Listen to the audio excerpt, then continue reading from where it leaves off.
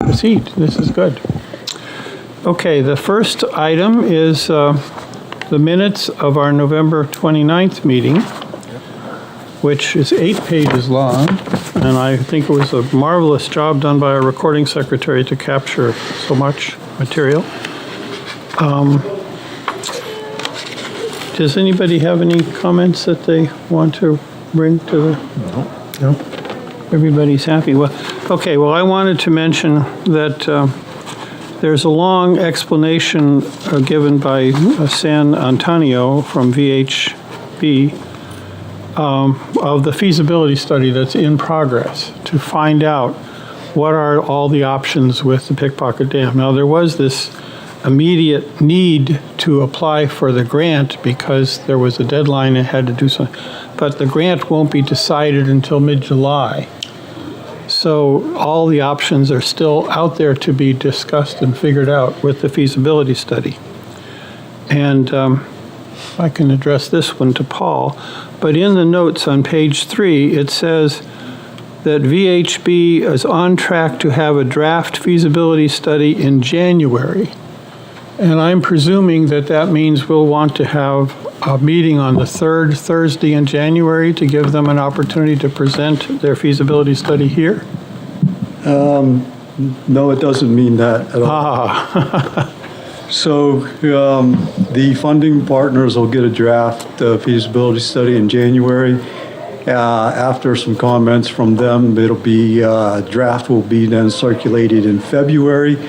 And at February 27th is a Tuesday across at the town hall at 6:30.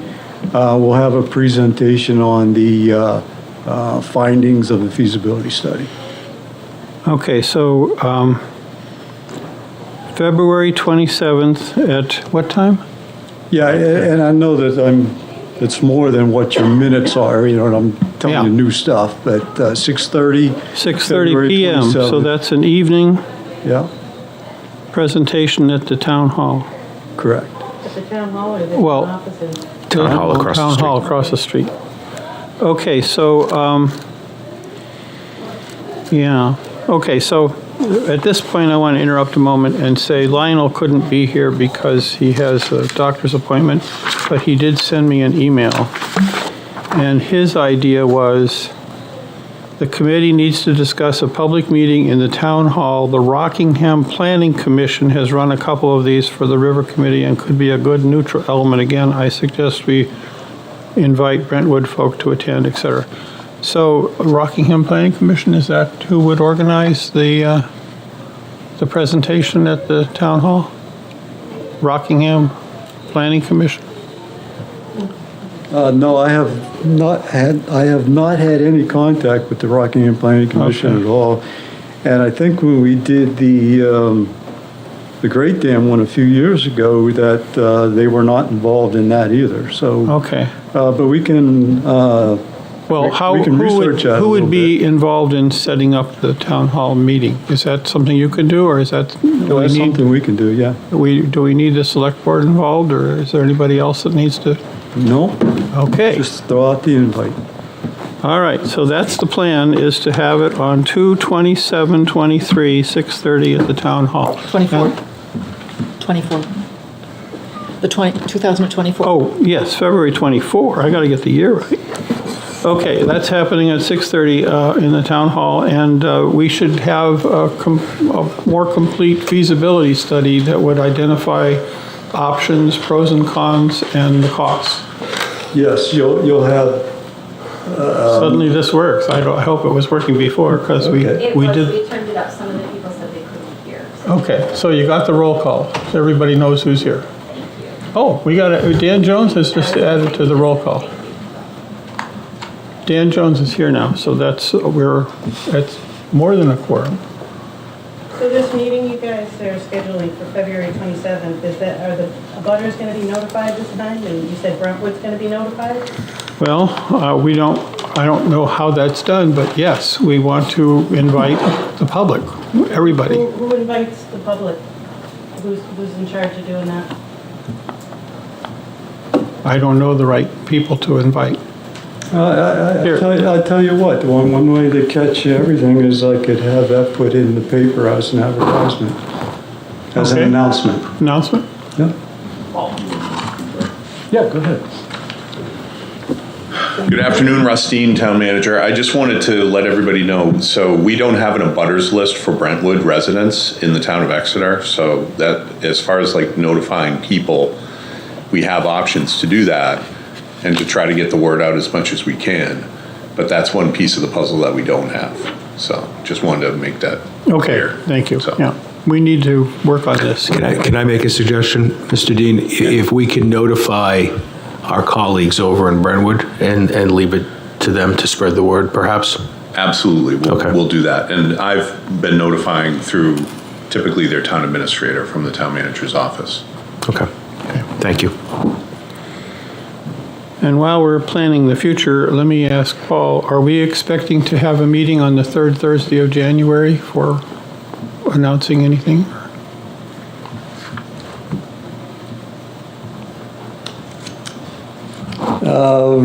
Right now, I don't have anything on the agenda for that. Okay.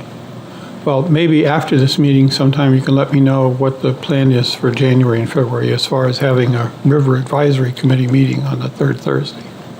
Very good. Okay, thank you. Will that be announced? Well, we'll be publishing posted an on the agenda. website. It's posted on our site as an agenda. But, the real ability to address the feasibility study and all the options and pros and cons and costs, that's not going to be finished and ready until February 27th, I guess. Okay, so that was talking about the minutes. I guess we think we can just... Would you like a approve the motion? minutes. Yeah, we need a motion to approve the minutes. Mr. Chair, I move to approve the November 29th River Advisory Committee meeting minutes. I'll second it. Okay. Ron has seconded. So we're good with that. Now, the next thing is to... Do you want to take a vote? Oh, I'm sorry. Yes, let's all vote on approving the minutes. All in favor? Aye. All opposed? All abstaining? We're good, okay. So the next thing is to have Paul tell us about the sewer siphon project or whatever else is on his list. Okay, the siphon project. This past August, the town had a special town vote for additional funding of the siphon for $3.5 million. That passed. The contractor has been mobilizing out at the site now on Swayze Parkway. We have the drilling company mobilized too with their machinery. And we're expecting drilling to start the first week in January. That's the current plan. There will be weekly updates on the town website with a look ahead. And as we know, it's not going to be a fast project. They'll start with the pilot hole drilling. Then they'll come in with a larger drill to ream the hole, and then they'll put an even larger one on for the second ream. And then they'll pull the pipe afterwards. So if everything goes well, it'll be about a 3-month process to be able to put in the pipe.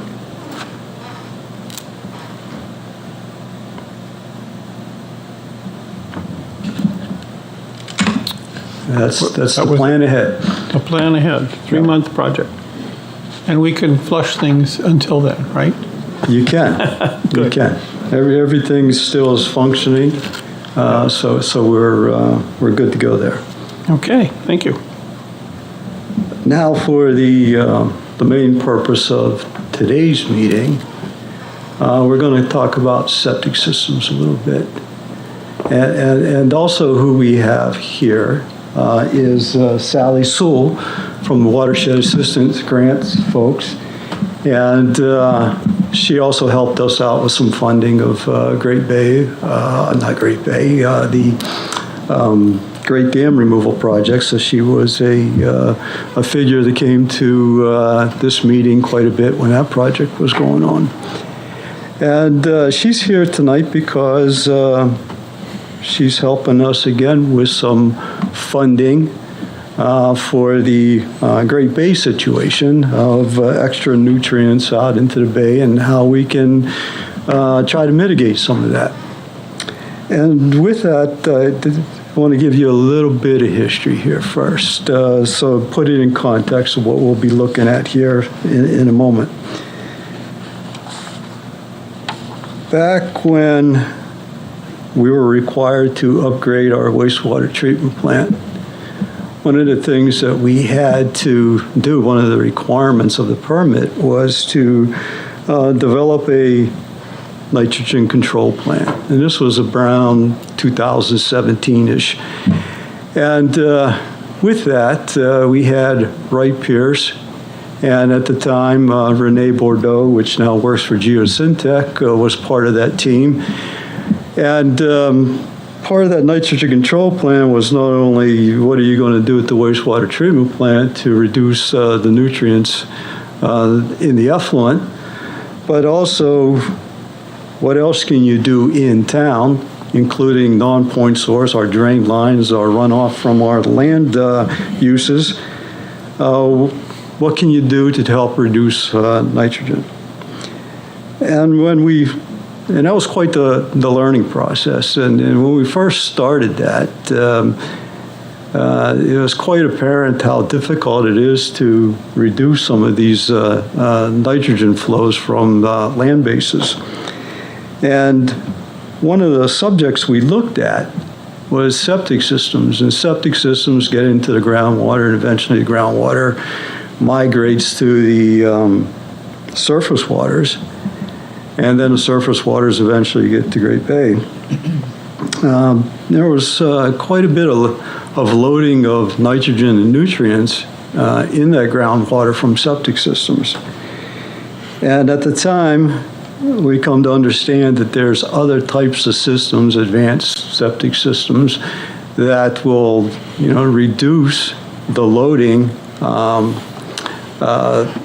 leaving a septic field, and which means reducing the amount that would get to the surface waters. So we parked that idea for a little bit, and then we didn't have to follow through with the nitrogen control plan because the state was coming out with the Great Bay total nitrogen general permit. And at the time it was a draft. And that one was pretty onerous. The amount of reductions that would be required it did seem unobtainable to at least this guy here of what the ultimate goal would be. But then they came out with a revised version that limits the amount of nitrogen that can be discharged daily into the water bodies. And with that, there was also a special provision in there, too, that says limit the amount of nitrogen from other land bases if you can. And with that, the town developed a component that is called the adaptive management portion of that. And I just want to walk through very briefly some of the things that the town had committed to look at through that. There was contributions to water quality monitoring.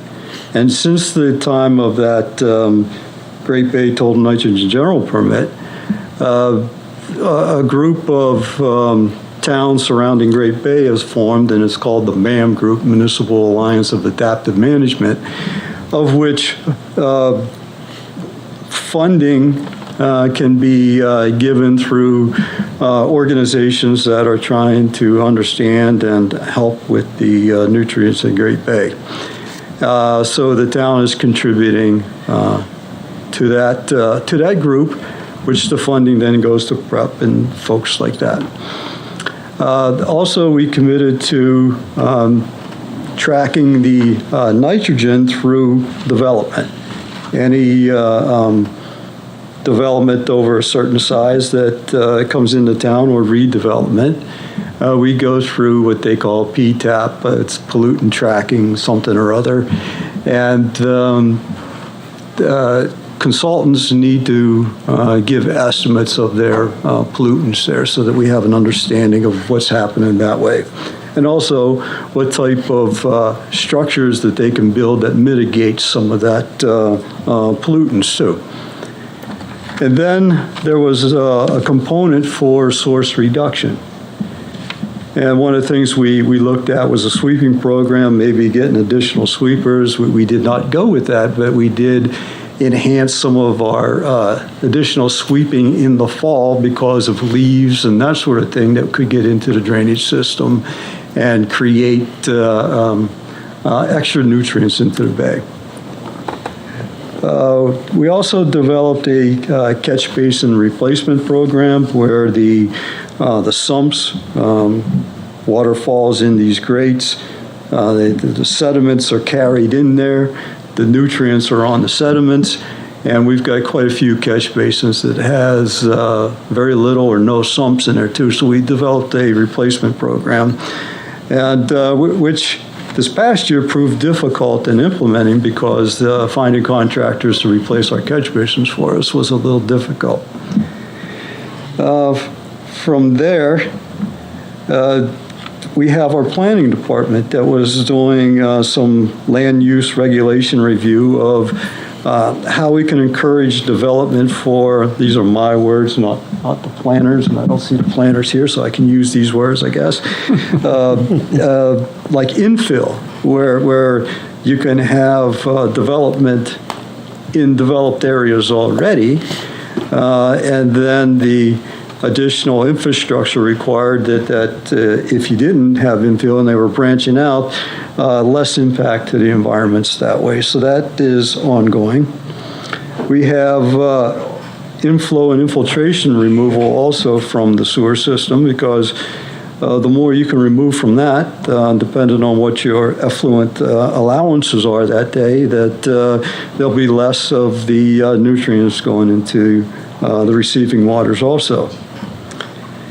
And then there was another component, and another component was the study of where in our existing systems, in our drainage system, can we install some structural appurtenances that help treat or get rid of stormwater. And with that, we have one project that has been designed, not constructed yet, and that was the Kids Park over on, I think it's Winter Street. And so we wanted to look and see where other opportunities are also within the town land and town right-of-way. So Miss Sally, sitting here, has been helping us with a couple of grants.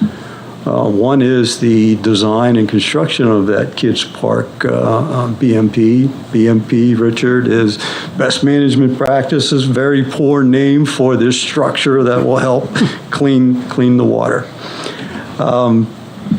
It's helped with grant funding for that project, but it's also helped in the current project that Renee, which I'll introduce her in a second, is underway to find out where other possibilities are being, to construct these are, and also to do some designs for a couple of those. Another component of what Geosyntec is working on right now is a fertilizer program. And we had Kristen Murphy from the planning department up here and told you about the fertilizer education program that is being enhanced. And Kristen was actually going to be and talk maybe about 5 minutes on that project here, but she's out sick today. So we'll have that somewhere else down the road, but it's only a short presentation there, a little update on there. And then the third big item of this grant is Advanced Septic System Program. I told you back when we started our nitrogen control plan, we just like, wow, there's quite a bit in the groundwater from these septic systems, and these advanced systems seem to be a way of reducing some of that. So out of the $89,400 contract that we have to do these three items with Geosyntex, and that is the BMP designs, the fertilizer program, and the advanced septic system, the grant from the 319 folks is $45,000 too. So it funded about half of this.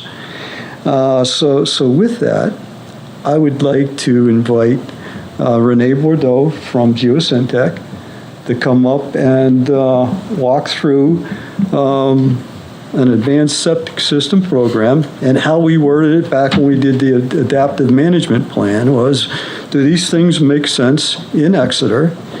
And if they do, well, what about an incentive program to help folks that need septic systems or want to upgrade their septic systems, give them a helping hand so that these things get installed, because guess what? They're not any cheaper than a normal system. So that's why we're there. With that, Ms. Renee? Let me interrupt for just one moment. I wanted to say the reason we want to control nitrogen into the Great Bay is that the Great Bay is the spawning ground for the whole North Atlantic. And it's important because all the fish are breeding in the Great Bay, and with too much nitrogen, they can't do it well. Yeah, fish is one aspect of it, but the health of Great Bay is determining, these nutrients do not help the overall health of Great Bay, which Right. is far-reaching more than just the fish also. Yeah. The whole North Atlantic could be affected by what we do to the Great Bay. Thank you. Thanks, Paul. All right, I'm gonna bring my water bottles. I'm recovering from a cold, so this is the season. So good afternoon, everyone. As Paul mentioned, I'm gonna do a little bit of background setting as well, even go a little bit further back for Paul, kind of how we got here.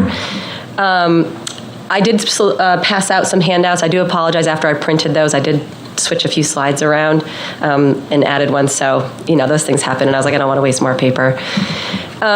So I just brought a slide up here. So in 2014, New Hampshire DES conducted a study which identified septic systems as a source of nitrogen loading to the Great Bay. And I think we've all just kind of heard that from Paul, and Richard also discussed that. So on the graph here, again, this is just a simple graphic from that report prepared by DES. They really focused on non-point sources as part of this study.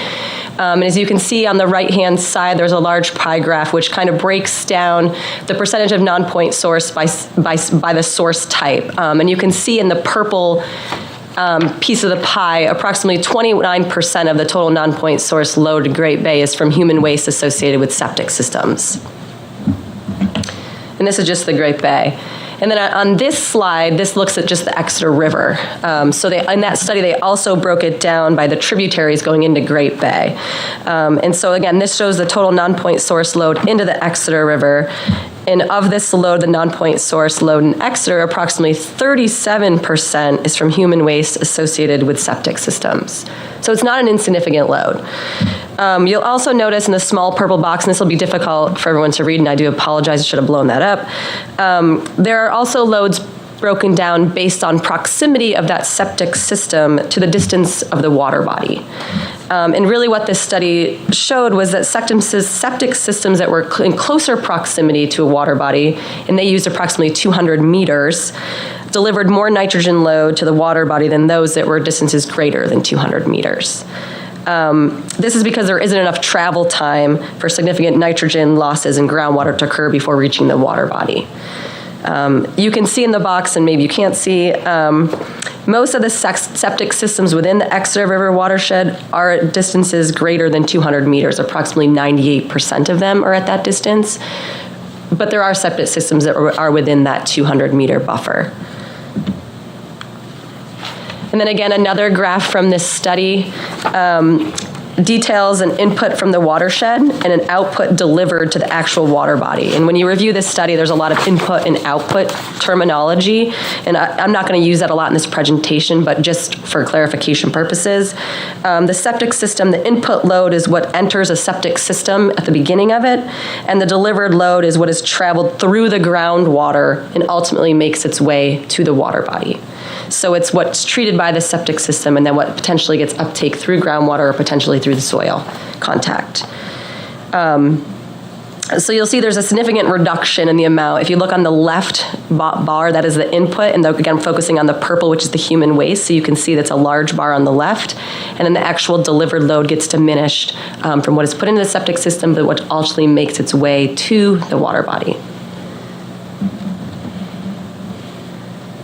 Okay, so when we start to talk about modifications to septic systems to treat nitrogen, we'll really be talking about reductions to the input load because it gets delivered to the water body. So we're really looking at reducing what ultimately makes its way to the water body and gets into groundwater. So really at this surface interface between what leaves the leach field and gets touching to the groundwater. That's really where we want to be reducing that load from. Okay.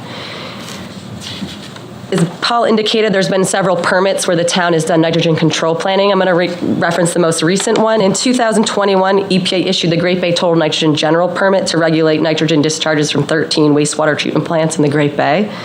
In that permit, there was a voluntary option for communities to develop an adaptive management plan, which Paul referenced, to manage nitrogen loads for non-point sources. The town of Exeter did participate in that and prepared an adaptive management plan, which included exploring a septic system program. And I included the actual narrative that was from that plan on the screen here. And in the middle column, the description of implementation was the original plan when we first prepared the plan in 2021. And then we did an update last year. And so just in this, really what the plan for this program was is the town wanted to investigate the feasibility of an incentive-based program to determine, should we replace or upgrade septic systems in the town. So basically what we'd have thought at the time of preparing this, that this program might look like is, developing a loan forgiveness program where private property owners could borrow the cost difference between a traditional septic system and an advanced treatment system for targeted nitrogen removal. As part of the program, we discussed we would develop a map of locations of current septic systems within 250 feet of receiving water. Again, some of these things, were just what we thought at the time of preparation. And then the town would incorporate outreach and education messages to these property owners in these areas to make them aware of the program if it did exist. As part of that, we also said the town would also conduct outreach during the site plan and subdivision review process for new development and redevelopment projects and make them aware that the program existed and if they wanted to participate in that. In 2022, I think we applied for the grant. And we included this program in there as well. And we really detailed in more detail what we would do as part of the study. And so that's kind of what I'm going to talk about today was, what we wanted to do was identify septic system users within the town and develop a map of where those are located. We want to develop a suitability criteria for where potential retrofits might be located, where the most optimal location would be, because if the town only has a certain amount of seed money, you want to do it in the most beneficial location. We did a comprehensive literature review of all advanced septic system technologies that are out there. I'm not going to bore you in grave detail today with all of that list, but we did summarize it for the town, and it's available, and it has kind of the cost per system, the amount of nitrogen removed per system. We looked at a regulation review of the town sort of bylaws and ordinance to determine, would the town need to potentially add any language to site plan or subdivision regulations to encourage the use of this program.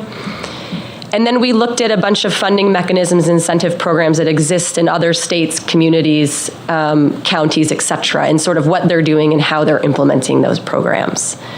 And so, we'll go to the next slide here. So again, this is kind of the feasibility scope that I just described that, Sally's grant helped fund and that Paul and myself have been working on over the past couple months here.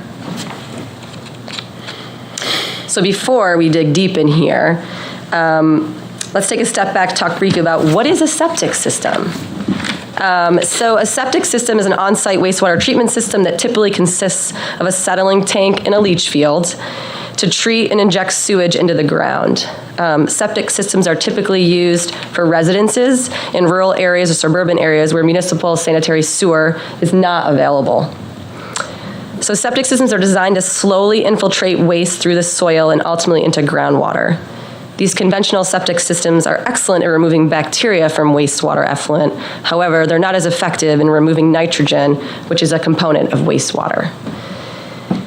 So, since we're all aware of this and nitrogen has become more problematic in receiving water bodies, over time advanced septic systems have been developed that can reduce nitrogen in wastewater.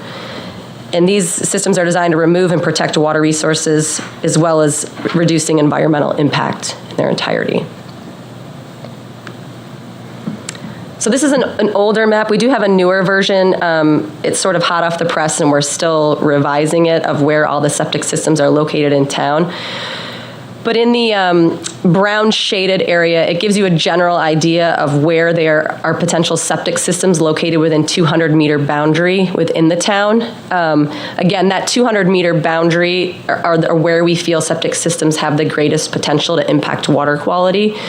So as the town, if the town moves forward with a program like this, based on our suitability criteria, this would probably be a focus area for where we may want to target retrofit locations of septic systems.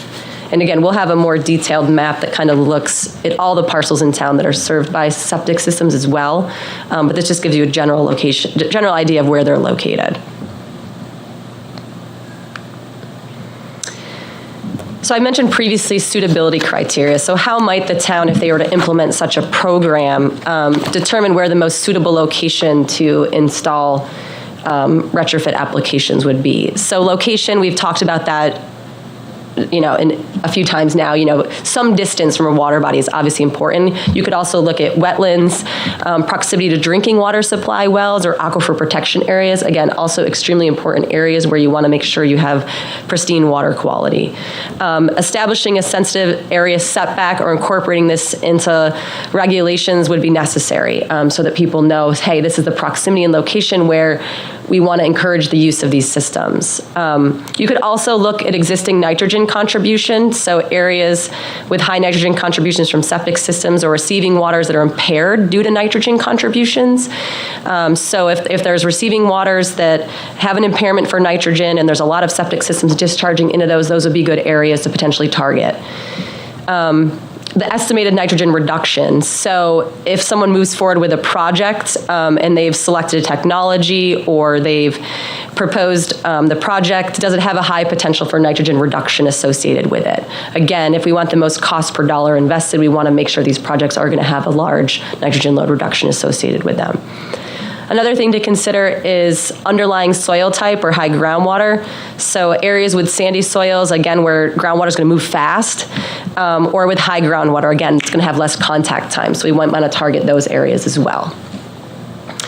Population served by the system, so maybe looking at community systems first as opposed to going after a single residential septic system, which may only serve 3 to 4 people, whereas a community system may serve, triple, double, 150 people. So you get a better impact associated with those.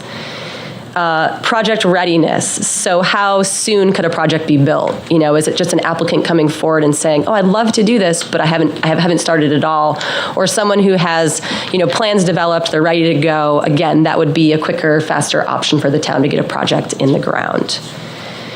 Effectiveness of the current system. So if it's a redevelopment project and there's a current septic system on site, understanding how that system is performing currently. If it's obviously in a failure condition, the town would probably be much more advantageous to go after that one more quickly than one that's in good working order. And then regulatory compliance. So ensuring that, the proposed project will meet all the regulatory requirements that the state has as well as the town. So again, those are just some suitability criteria we've suggested that if the town were to move forward with a program like this to consider when evaluating projects. So I'm just going to talk about 2 of the advanced treatment technologies. As I mentioned previously, we do have a feasibility report. It's in draft form right now, but we do anticipating having it complete by the new year. And then I believe Paul's going to get that posted on the website, and so I'm sure we could share that with everyone.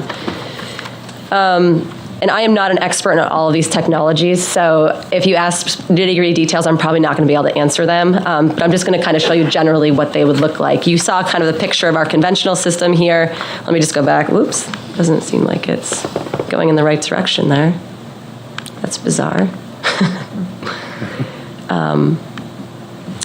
Let me just go through this. This is why you don't go backwards. You just keep going forwards. Yeah, so here's just for reference. You're going to see there's going to be a lot more mechanics associated with the ones I'm going to show you, so just give you reference. So here it's a pretty simple septic tank with piping out to a leach field, and it's typically just a bunch of lateral pipes that are perforated, and it kind of trickles through a stone or sand bed filter. So now we'll move forward. So again, you can see on the bottom here, this is what this would look like underground, and then on the surface, you're going to have like sort of covers. You know, each of these circles are a cover, and then the squares or rectangles are a cover as well. And so this is a biologically active filter, a BAF treatment system, which utilizes both filtration to remove suspended solids and high biomass concentrations with attached growth biofilms to treat BOD, ammonia, and nitrates and effluent. Some of the advantages of this system, it has one of the highest level of nitrogen removal of any of the systems we reviewed. It has a really low visual impact, so again, you're just going to have these little surface like covers at the top where you do inspections and look inside. It also has a really small footprint on a site. So I know a lot of times with leach fields and stuff like that, you know, they take up a lot of space, and it's a lot of unusable space that, you know, you can't build on or you can't have a driveway on and things like that. But these have a pretty small footprint, so they can fit on pretty compact sites. And that's also nice for locations where you're really close to a water body. Again, because you may have a really small building footprint, and so these are pretty compact and can fit. The media is submerged in liquid, which allows nitrification to happen. And then all the effluent is filtered through a deep sand bed. Again, just another sort of, there's this reactor system, which is really where the anoxic conditions occur, and that's where you're going to see all of your nitrogen reductions occurring. And these can achieve a total nitrogen less than 3 milligrams per liter of effluent leaving the system, which is really low. So another system, this one's a biomicrops FAST system. It's an advanced wastewater treatment system that uses fixed activated sludge treatment to break down organic matter and nutrients in wastewater. It has a treatment tank containing the FAST module, which receives wastewater from the resident and is typically placed after a primary settling tank or a septic tank. So again, you'd have your traditional septic tank, and then this would go after that. So it's an additional unit. And it contains blocks of mixed fixed media and an airlift device placed into a rectangular liner. So again, the picture on the left kind of shows what would be added to the septic tank area. And you know, there's a settling zone, there's an aeration tank, there's some submerged media, again, for nitrification to occur. And you know, there's some advantage to systems. There's only one moving part, so you know, there's this aerator, and you know, it's very simple and easy to maintain, which will be very, you know, nice for a lot of homeowners. It gets very high BOD and TSS reduction. The nitrogen reduction isn't as high as the previous system, but still 50% reduction. It lessens the impact of harmful bacteria, and again, it can be really used in residential, commercial, new applications, and retrofit applications. So those are just two of the systems, and again, I think there's probably 18 to 25 systems we've kind of added to the feasibility report that have a range in costs and a range in total nitrogen reduction associated with them. So incentive programs. So as I previously mentioned, there are other incentive programs that exist throughout the country. I'm just going to talk through two of them. I think we have maybe 5 or 6 listed in the feasibility report, just so you get an understanding of sort of what other communities, you know, or states are doing. So the state of Florida used to administer the program themselves, but they recently, I believe it was in 2021 maybe, or 22, they pushed it down to the county level to administer. But the Florida DEP does hold the funding, and then basically counties apply for funding to the state, and then they get basically a grant from the state in order to administer the programs. And so what the counties in Florida do that participate in this program is they provide a reimbursement of up to $7,000 per existing home that chooses to basically install an advanced septic treatment system as opposed to a traditional septic system. So it addresses wastewater such as septic to sewer connections that are not attaining standards for nutrient levels or are in a defined area of interest. So again, the state has defined areas of interest where they would prefer these applications be installed, and you have to be within that area, or you have to demonstrate that you can't meet the water quality criteria of a given receiving water body. And again, their grant program, I think they receive some federal funds that are being administered, and so they have some timelines associated with when the funds need to be spent, et cetera. The next one is Maryland. So Maryland, the state administers this program. Again, it's a grant assistance program based on income criteria. It's a grant program, and it can be for capital costs of a system and up to 2 years of operation and maintenance of the system. And so homeowners can receive up to 100% of funds if the household income is less than $300,000 or 50% for household income above $300,000. And there's some other criteria as well that are outlined in there. And for new construction, the grant program only covers the cost differential between the conventional system and an advanced treatment system. So again, really trying to target the retrofit. And I think for most new construction in Maryland, they're really pushing it, but it will just cost reimburse the difference. So those are kind of two incentive programs that exist out there. Again, most of them are grants, and you need to show that you are in a qualified area typically. And again, if it's a new system, it's usually the cost differential between the two. So it's not going to cover the full system. So recommendations. So we kind of summarize all this information for the town of sort of like, if they wanted to move forward, here's things to consider and what a program might look like. And so at the end of the study, we kind of say, well, where do we go from here? Now we have all this information. What does the town want to do? I will also state that the state just went through a feasibility study looking at sort of what type of regulatory changes, I guess, or policy changes would need to happen to basically not implement an advanced septic treatment program, but to allow advanced septic systems to be installed in the state of New Hampshire. And I believe I think that was published, was it September? Yeah. Yeah, it was September 2023. And so there's a lot of recommendations that the state is also considering on their end on whether they may, administer a program similar to what the town is thinking about. So you'll see on here, in the middle here, I kind of have coordinate with DES to understand what steps the state is taking to approve advanced septic system technologies for use in New Hampshire, but also if they're planning to do a pilot program, and try to get towns on board, and become potential communities that would participate in such a program. But regardless of that, I think some of the main things that the town might consider doing, again, is really establishing this priority area, getting that defined. We have recommendations on that, but getting buy-in from boards and others of where advanced septic system technologies should be established or where they would want them to be. You could also look at, there need to be any regulation updates within the town bylaws or regulations to allow this. We have some recommendations in ours, encouraging the use of them, especially for new development. But one of the major things was, is could the town move forward with implementing a pilot program, right? We kind of know what this program could look like, but is there could the town apply for grant funding that would allow them to have some seed money and then basically get a couple applicants on board and begin to implement such a program and see how it works. And so that's there. And then also continue to provide education and outreach to users of septic systems on advanced septic system technologies, making them aware that they're out there. And then also just making people aware of how septic systems function, how they need to be maintained. I know I've done a lot of septic system surveys in my life, and sometimes we knock on people's door and they're like, well, I just flushed the toilet. I don't know where it goes. And most people, a lot of people aren't even aware that they have a septic system on their property. So again, it's making people aware. And then again, educating the public on steps the state and the town are taking to mitigate water quality impacts. So just continuing to keep them in the loop on sort of if the town decides to move forward with a program like this, or if they're going to install some of these in different locations, keeping everybody in the loop so people maybe get excited about it. So that's all we have, and I'm more than happy to take any questions anyone might have.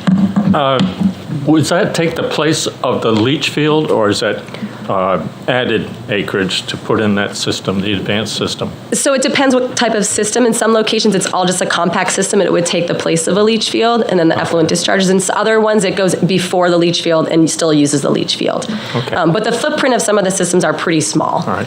And would this be offered to other towns, or is this strictly Exeter? Just the town of Exeter is looking at it. I think other towns could certainly do it if they wanted to. Thank you. Yeah. Yes. Yeah. You keep talking, especially at the beginning, about removing the nitrates, Where do the nitrates go? When they're removed? Yes. Yeah, so they get bound in like the media filter that's in the media that's within these denitrification systems. And then there is an operation and maintenance associated with that over the long term to probably reflush, take that media out and flush it out. But you're really just taking it out of the liquid in there, and it will remain in the tank system where the denitrification is occurring. And eventually, my father used to buy it for fertilizer from the Chicago sewage disposal plant by the carload. Yeah. And I'm wondering, what are we doing? Is it going to get buried up in Rochester? Yeah, I don't know exactly what they would do with kind of the sludge that comes out of there, but I believe there's some landfilling X typically. number of molecules. Yeah. Yeah. I know what Probably you. won't get them out of the water. Where are they going to go? They're not going to vanish. Correct. Yeah. But hopefully, you're not land applying or something adjacent to a water body, that you're going to sort of manage those appropriately so that those aren't leaching out and ultimately making their way to the water body. Yeah. But I get it. Nitroganic fertilizer.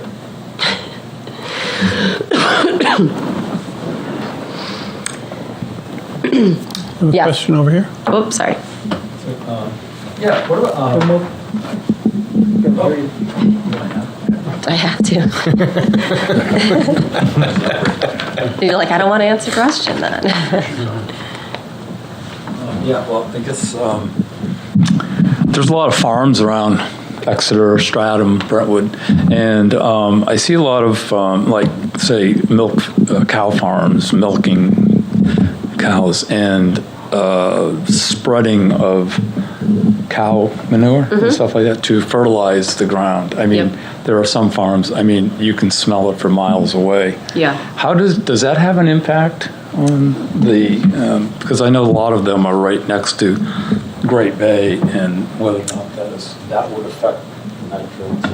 Yeah, I would say animal waste is also a piece of the pie. I would also say, as part of a study we did here in Exeter actually a long time ago, we did a lot of outreach to farmers, and they actually have pretty decent management plans in place for application of manure and when they can apply it and how they can apply it and what the conditions need to be and sort of the proximity for water bodies. So, sure, is everyone perfect? No, but I would say that, just like any other practice, farmers are pretty conscious of that. Now, have I seen where they're land applying it directly next to a river and then there's a huge rain event and it washes in? Yeah. So I think there probably needs to be better education outreach around that as well. But I would say that they do have pretty decent management plans around land application. And if followed, things like that wouldn't happen, but it's the perfect world. I agree with you on the residents not knowing. In the building department, we receive all the septic plans for Exeter, and you would believe how many calls we get. Hey, I think I have a septic field. Can you help me find it? Yeah. And luckily we have the plans to show them, but a lot of them, they don't get the plans when they buy the house, which I think should be critical that the developer or builder gives them a set of plans. Like your maintenance thing for your car. Yeah. The manual, what you're supposed to do is critical. So, If we don't speak into the microphones, it'll be hard for our recording secretary to capture what's happening. Sorry. Yeah. I was wanting to ask, we're going to get ocean rise with climate change. and that can affect the groundwater and pollute it with salt, actually. What is the prognosis for septic systems if we have this problem? I mean, I don't know all the science behind that, but I mean, obviously high groundwater isn't good for septic systems. And obviously if it's going to have salt in it, that's probably not good either. So I think, we have on here sort of like a high groundwater criteria, right? Septic systems that tend to be in high groundwater are more susceptible to failure, right? Because the water can't be treated, water can't even get into the groundwater, and we typically see those as in failed systems. So in those locations, I think there's going to need to be decisions made whether, do those need to be relocated? Does a sewer connection need to run out to those locations? So I think there'll just need to be some management decisions around sort of how wastewater in locations like that where they're not suitable for a septic system or a typical leach field could happen. I mean, now other locations like close to like lakes or water bodies, sometimes they've resulted to tight tanks. So again, it's literally a concrete tank that has a buzzer on it. The sewage gets to a certain level, the buzzer goes off, you come and have it pumped out. So there really isn't a treatment system, it's just, it kind of fills up. So there's other options out there for those locations, but it's not ideal. Yeah. You couldn't resist. Well, this is very important because we've had a lot of brand-new fields, like... You need to identify. Oh, I'm sorry. I'm Doug Eastman, building inspector for the town of Exeter. So, yeah, we had like 5-year-old septic fields that have failed, and we couldn't put our finger on what was causing it. Was the sand that it was put in or whatever? But we finally narrowed it down to one thing, and it was the water treatment plant, water treatment systems that are put into these new homes, and it's salt. Okay, so they run the water through the salt, and then they backwash it. And what do you do with that water? Well, they come in and they tie it into the drainage systems of the house. The worst thing in the world for septic fields is salt water. It'll kill a field immediately. So we finally got that straightened out and found out what it was and notified the subdivision, all the people that, hey, you need to get that out of the septic field. And they're like, well, what do we do with it? And you just pump it out into the woods. It's just salt water. It's not going to really hurt anything. It's not like there's a lot, but get it out of that septic field. So that's very important. Thank you. Thank you. Yes. I have another question, Dan Jones on the board. We're all encouraged to have our septic tanks pumped every 2 years. Yep. Does the effluent that is pumped out contain much nitrogen, or is that other biosolids that are sitting in the bottom? The nitrogen generally in the I'm sure it's in both, and then that usually gets taken to a septic receiving facility, and then it'll get treated by the wastewater treatment plant. But the effluent coming in, is from human waste. So in the septic tank, if not all that's getting treated, anything that's pumped out of there could have high nitrogen associated with it as well. Is the disposal of it regulated? I know a lot of it's used for farm fertilizer. It is regulated. The septic receiving is regulated. So septic receivers are supposed to bring it to, and I don't know everything about septic receiving, but I do know they're supposed to bring it to a regulated facility to be treated. And I know that Exeter for a long time, I don't know if you guys are still receiving septic. Yeah, not at the moment, but did take septic for a long time from neighboring communities and basically run it through the wastewater treatment facility. But I don't believe land application, I don't think a septic company can do land application directly from pumping septic systems. Yep.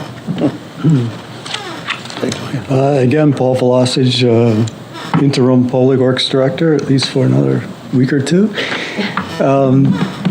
The septic receiving, the town does not accept that right at the moment. However, we have done some purchasing, and we are in the upgrading of our facility to, again, accept septic. And so that's ongoing now. We don't accept it quite yet, but in the near future, we'll be able to start accepting it again. But I got one question, Renee, and it deals with the state that regulates the subsurface installations and stuff. I know back in the day when we had to do our total nitrogen annual report for the wastewater treatment plant, we were keeping track of the number of septic systems that were either new or replaced, that sort of thing. And every once in a while, one would come by that was an advanced system. And I'm unclear with some of those technologies whether those are acceptable with the state of New Hampshire. And if we did implement such a program down the line, are there enough options that we can do that now?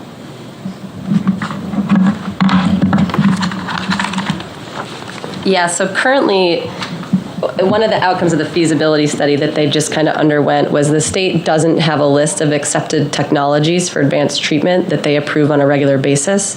I think the report kind of is encouraging the state to kind of use some of the information that's come out of Rhode Island and other in Massachusetts, states that have these approved lists, and basically just take them so they can begin this process. Because again, those states have been kind of testing these treatments, have done a lot of monitoring on them, understand them. But to my knowledge, and Sally, you can speak maybe better, but the state of New Hampshire doesn't have an approved vendor list. The list that we have included in the feasibility stuff is a compilation of like Rhode Island, Massachusetts, New York, and a few other locations. And so those are all on the table for the state to consider as proven technologies to sort of treat, remove nitrogen from septic system wastewater. But that is a hurdle that the state's kind of responsible for approving systems, yet they aren't, they don't have an approved list yet. So they're a little bit behind. So hopefully, you know, they're going to kind of be working towards the same goal that some of the communities are as well.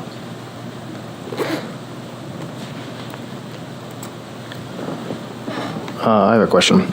Either as part of this process or a separate part of the process, either through the town, has there been a look at opportunities to create new sewer hookups? That's a question for you, Paul. We still have a farm. Yeah, whenever that we have a potential expansion project, we see what else can be sewered. Right now, there's not a lot of areas that are evident of where extensions are needed for septic systems. And then you run into that cost-benefit analysis too, and some of those extensions that could possibly happen, the dollar cost for that doesn't seem like it would be a good deal. And actually, Paul, while I got you up there, one more quick follow-up question. What's the current output of the wastewater treatment plant? Do you know the nitrogen output off the top of your head? I don't know off the top of my head, okay, but it's pretty dang good. It's way below the limits, and it's I don't know, close to 3. Yeah, it's been under 2. It's been under 2.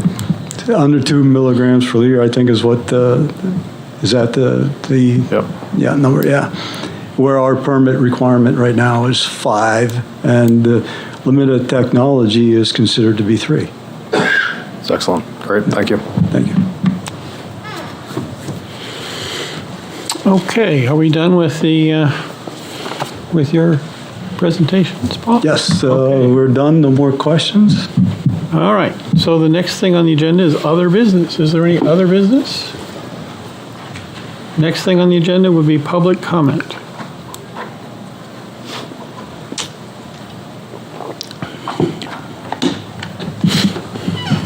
My name's Jay Garnett. I live at Stony Water Road. I just wanted to be heard again that the abutters were never notified of anything to do with the Pickpocket Dam. And I'm hoping that when this February 27th meeting happens, that not only are my neighbors all notified, but the people in Brentwood. So hopefully that will happen, because we don't feel like we're being heard. You know, this as far as these feasibility studies go, what we don't know is what the impact is to recreation. It hasn't been discussed. I don't know what his studies from VHB are going to show us, but I just feel like we're not being heard. And there's a group of us, and we've started a petition, so we're going to be handing that out, or we're going to be informing the town of that once we get going on it. It's in the final stages of being put together, but we just want to be heard. You know, there are many of us. Thurston was just here a little while ago, but he's got health issues. He and his wife left. They wanted to be heard too, but we don't want him dropping dead of a heart attack here in the town hall. Be a good idea. So anyway, that's my spiel, and hopefully you guys will hear us because we want to be heard. Well, we do hear you, and we apologize for the appearance that we haven't been wanting to inform you, but the process has been long, and the feasibility studies have underway, and they don't have answers yet. So we were putting off getting public meetings going until we had the list of options and costs and pros and cons. But just then hope that we suddenly there was this opportunity to get a grant that would remove the dam at no cost to Exeter. Now, Exeter is liable for whatever happens that would be it's a high hazard dam. If there was a high hazard incident, Exeter would be liable. So it's our job to solve the problem of the hazardness of the dam. But we feel like the numbers are inflated as far as the 100-year flood, Yeah. and the fact that their numbers are based on 2.5 times the 100-year flood, and we already had the 100-year flood. We back in, what was it, 2006 or something like that? Yeah. We expect to have more of those in the future, but what we don't expect is the numbers to be that inflated with climate change. Well, the liability would be classification of the Exeter's. dams. The liability would land on Exeter. So, and the cost of doing whatever we're going to do with the dam would land on Exeter unless we had this grant from NOAA. Well, So we applied for the grant, and we won't know whether we get it until July. And then beyond that, we have to solve the problem by 2027, 2027. So we have a long time to address this issue, and all of us are in it together. We want to get the best solution for all the right reasons. And I want to welcome the involvement of Brentwood people who may know something that the rest of us don't know.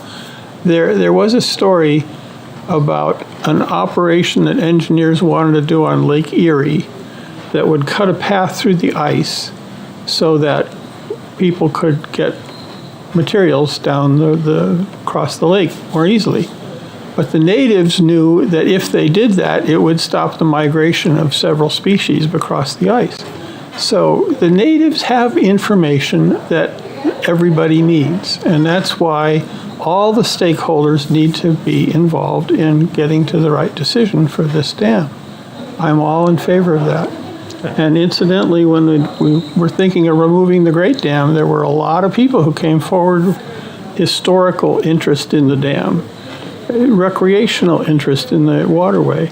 All sorts of issues came up, and fundamentally it was resolved at a warrant article that the town voted on. So anyway, that's where I believe we are. We're still a long way away from having answers as to what exactly we can do to solve our problem. It just seems that some of these studies, I don't know if there's a way to get an independent study done without having to have it come out of my pocket, but we haven't heard anything about the recreational aspect. We haven't heard anything. So hopefully on the 27th, they'll have some answers for us. In our draft minutes, we documented what was said last time, and it's in the plan. They're going to address that in the engineering feasibility study, but it hasn't been addressed and finalized yet. Okay. The recreational aspects, the historical aspects, everybody knows the dam's been there for a long history, and Native Americans know that it wasn't always there, and they're going to come celebrate if we remove the dam. So that's another aspect that's interesting. The Native Americans came and celebrated the removal of the Great Dam in Exeter. So, that's where we are. We've got a long way to go. Okay, thank you. Thank you. Is there anything I said, Paul, that you want to correct? Okay, we got it. Mr. Chairman, I think we should point out that this lady is Stony Water Road, which is in Exeter. She's not Brentwood resident. Right. Okay. Anybody else want to be giving us a public comment? Should I entertain a motion to adjourn? So moved. I will second. Nico and Don, okay, and Ron, rather. Okay, so all in favor of adjourning? Aye. We still have a quorum, we can vote. All opposed? All abstaining? Okay, it's unanimous that we're going to adjourn. Thank you for tuning in to Exeter TV. Exeter TV is the town's public and government access channels, available on Comcast Channels 6 and 22. Channel 6 is your channel. If you have an idea for a program, want to host your own talk show, or submit a film, we're here to get your content on television. On Channel 22, we bring you live and replay coverage of government meetings and other town updates. A third channel, Blue Hawk Media, is operated by SAU 16 and can be found on Channel 8, with all your school sports, events, and meetings. You can watch Exeter TV online at exeternh.tv, Apple TV, and on Roku. Find us on social media for extra content. Subscribe to our YouTube channel and hit the bell to get notified about live streams and new content. Tune in to our platforms every other Friday to watch the Exeter Biweekly Report with recaps of recent events, updates from town departments, and messages from nonprofits in your area. If you head to our website, exeternh.tv, we invite you to sign up to our newsletter to receive monthly updates about new content, upcoming meetings, and more. We'd like to thank you for taking the time to watch Exeter TV and hope that you tune in to our other content as well.